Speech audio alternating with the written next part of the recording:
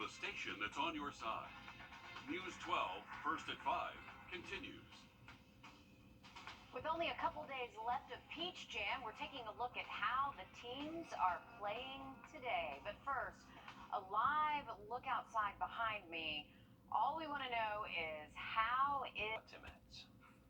All right, thanks for that, Riley. Just a couple of days left in this year's Peach Jam, and it's been a packed one so far. Again, this is the first year that spectators have been allowed back since the pandemic. So a lot of excitement, and our Alyssa Lyons is live from Riverview Park Activity Center in North Augusta. Alyssa, getting down to the wire, how is it out there today? Yeah, these fans are just packed. To look at this, not a seat open. There was lines out yesterday, fans making it in today. The intensity is just steaming off the court. Fans and players knowing it doesn't get realer than this. The Skill Factory trying to keep their championship hopes alive against the same team they beat last year to secure it, Team United. A slow start had TSF trailing early. Not surprising. This is a team that had a teeter-totter week, coming off 2 losses and a 1-over win on Wednesday and a showout on Thursday. They look to reassert some dominance back on their home court. A last-minute 8-0 run had TSF within 9 of United by the half, and they ran with it. TSF matched United shot for shot up until the end of it, rolling out 38, but it wasn't enough to pull them ahead. TSF's time at Peach Jam ends 75-65. You can't get out to a slow start with a good team like that. That same team played the championship last year, so we don't beat them again in a session, so they got something to fight for. We didn't. I mean, we don't beat a team 3 times. It's hard to get the kids out there to play them again. Like I tell them, you got to come out and play everybody. They gunning for you, and they came out and won more than we did. It showed. Now, if you are planning to make your way out here, there are plenty of CSRA talent still left on in it. Alabama Fusion plays tonight at 8. All right, lots of excitement and lots of basketball left to play. Thanks for that update, Alyssa. First at 5, we are learning about an officer at the Trenton Correctional Institution that was arrested, 31-year-old Colette Antoinette Dunbar, charged with bringing drugs inside the prison. South Carolina Department of Corrections says she allegedly brought in about 260 grams of marijuana. They also say she's being fired from her position. We do not have her mugshot yet, but we are working on getting it. Deputies in Washington County say they've arrested now a 4th suspect in connection to a deadly shooting that happened over Memorial Day weekend in Saundersville. 30-year-old Temptatious King has been charged with aggravated assault and reckless conduct. The shooting took the lives of a 17-year-old and a 30-year-old during a music event at Larry Mitchell Ballpark. An Atlanta film producer pleading guilty to $2.5 million in cryptocurrency-based investment scams. The Department of Justice announcing yesterday that he pleaded guilty to multiple counts of wire fraud, security fraud, and money laundering. His sentence will be scheduled at a later date. The case also being investigated by the FBI.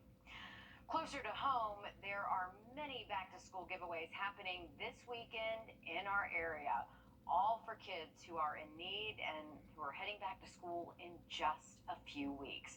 On Saturday, there's a back-to-school drive in North Augusta. This is at the Cornerstone Apostolic Church from 10 to 1. Then there's an event at the Augusta Worship Center. They're holding a backpack giveaway. They say they'll have 200 backpacks with school supplies starting at 10 a.m. The full list of times and locations is on our website. We've done a lot of this homework for you, wrdw.com. Happening tonight, the City of Aiken Parks and Rec Department hosting a family game night. It's at the Leslie B. Price Aiken Senior and Youth Center from 6 until 8 o'clock. There'll be bingo, Jeopardy, Minute to Win It games, and more. They're offering door prizes and refreshments. It's $5 a person or $18 for a family of 4. Starting now and until next Sunday, there's an Empty the Shelter event with the Aiken County Animal Shelter and FOTUS. Adoption fees are reduced, meaning dogs are just $25 and cats and kittens are just $10. It's a good deal since they come with all of their shots. Some fees will even be waived. You can go on their website or go in person to see everyone who is adoptable. Want to be a millionaire? Well, who doesn't? Tonight might be your lucky night. You've got the chance to win big. The Mega Millions jackpot is now $660 million. It is one of the biggest grand prizes ever.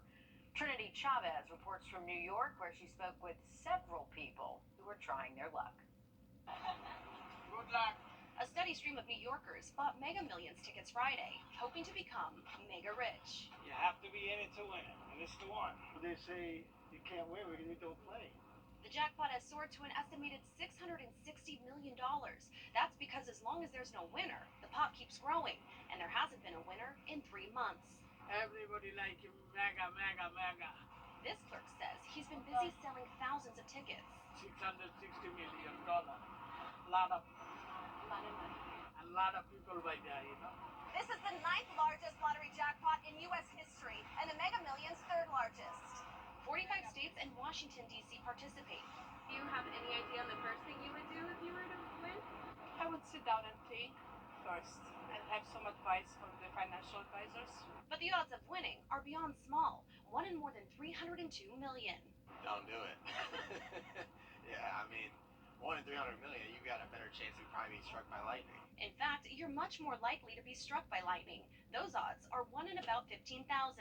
Still, many can't resist the chance to get rich quick. Trinity Chavez, CBS News, New York. I mean, if you don't play, you can't win, right? The $660 million prize is for the annuity option, by the way. That's paid out over 30 years. Most players choose the lump sum cash payment, which comes out to a little more than half of that jackpot. Both options, by the way, are pre-tax, but I mean, come on. That is a pretty penny. By the way, good luck if you're deciding to pick up your tickets tonight. Might have to pick up a couple of those on my way home tonight. A piece of history more than a century old. We take a look at the impact one tree has made in South Carolina. Next. All right, Riley, you picking up a ticket? I don't know if we do have a little office pool going, so the 11 o'clock crew, we're going to be watching that drawing, and hopefully our numbers do hit, then we're all going to split it, so keep your fingers crossed for that. Hey, WMX Radar, we got a few showers and thunderstorms around the CS area, but not on top of us. Have an update on our forecast this evening and this weekend, just after the break. Thanks for that, Riley. Experts think a tree in our area could be one of the oldest of its kind in the state of South Carolina. It sits on the site of a former school that existed back in the 1800s. As Will Volk reports, it's about to get some new neighbors in the area. Look at the size of this tree. Historians think it could be one of the oldest magnolias in all of South Carolina, at least 150 years old. But it's about to get some new neighbors. People began to talk about the magnolia tree and the need to preserve this incredible part of our nature. Bess Ransford and Beth Francis with the Edgefield County Historical Society have watched work begin on a new subdivision. In the last few years, they learned about this tree on the development. We strongly believe that the incredible trunk and limb structure of this tree probably makes it more magnificent than any of the other trees here. They were concerned because this tree could have been destroyed, but that won't happen. The developer donated the land the tree sits on to the Historical Society. It's really gratifying to us that it is being preserved. It feels wonderful. It's just, you stand here and you think about people in the past who have been in the same spot we are and how many hundreds of years that may have gone back.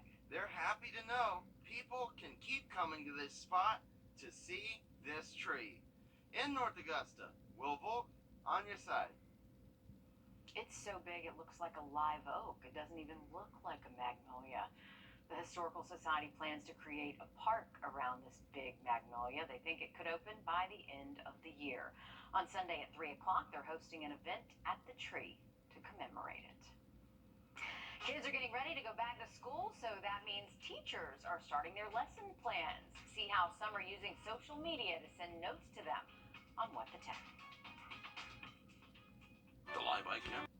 The monkeypox outbreak is continuing to spread around the country and especially in Georgia. The CDC says there are more than 2,300 cases nationwide with 158 in the Peach State. This is up about 50% from just a week ago.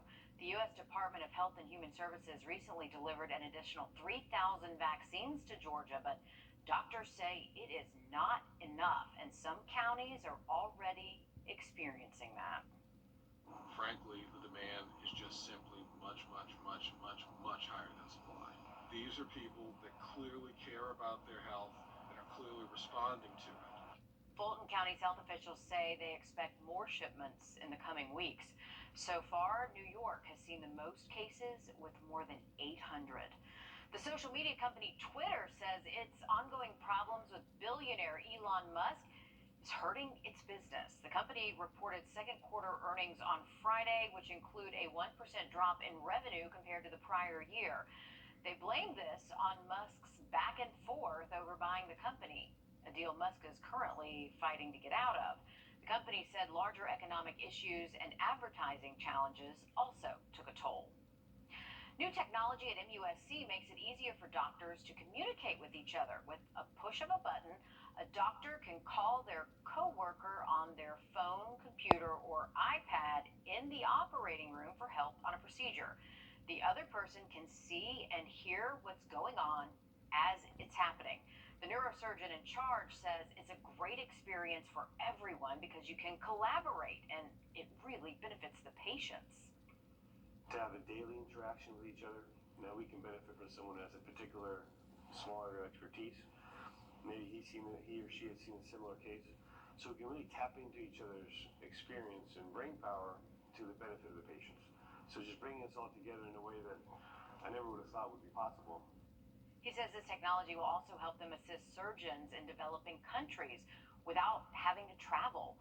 They'll monitor them to make sure they have good quality outcomes as well.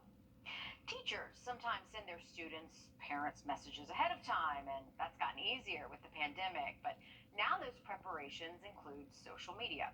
Our technology reporter Jamie Tucker shows us safe and unsafe ways for teachers to use Facebook.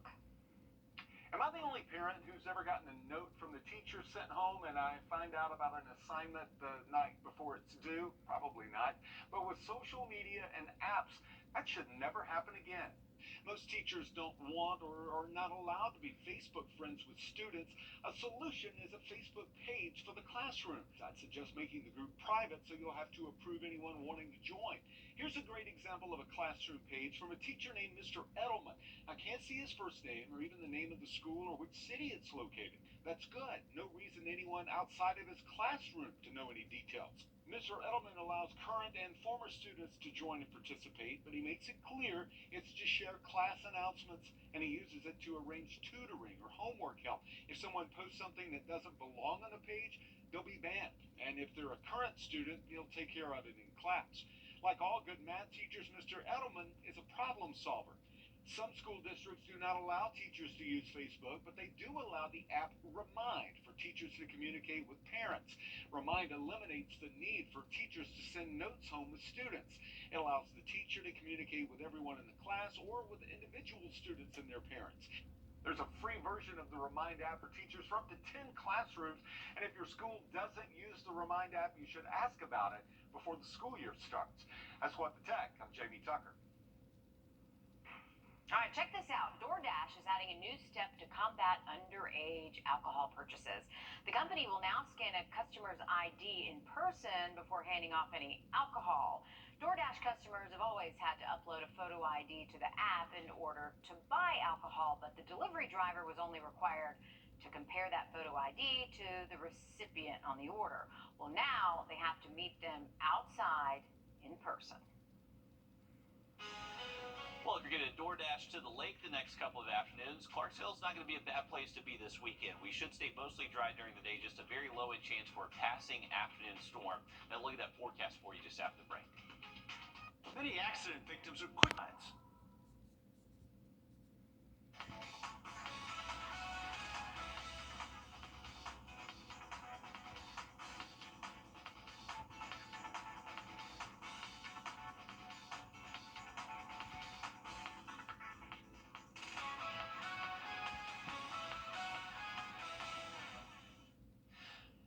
All right, we're taking a live look at the African penguins at the Georgia Aquarium.